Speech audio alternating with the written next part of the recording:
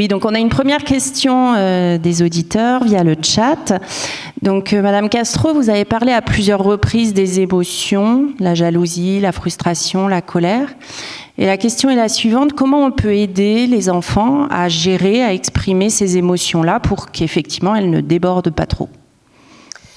Je pense que c'est une excellente question parce que elle fait partie de cette notion de régulation émotionnelle. Donc, comment on régule les émotions?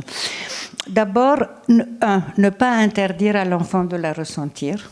Ah, mais comment? Tu n'aimes pas ta sœur? C'est abominable parce qu'on l'invalide. Donc, ça veut dire que ce qu'il ressent est mal. Ça peut l'être, mais disons qu'il ressent...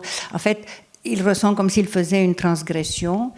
Donc valider le fait, bah oui, tu es jaloux, tu en veux à ton frère, tu es frustré. Ça veut dire que cette notion de validation, ça veut dire j'ai entendu ce que tu me dis, c'est important pour toi et j'ai compris que c'est important pour toi.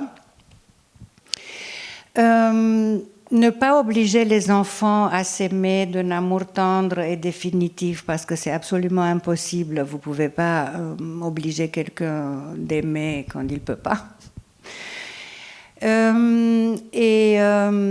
J'avais quelque chose d'autre en tête, donc je vous ai parlé de ne pas interdire, valider, ça m'est sorti de l'esprit.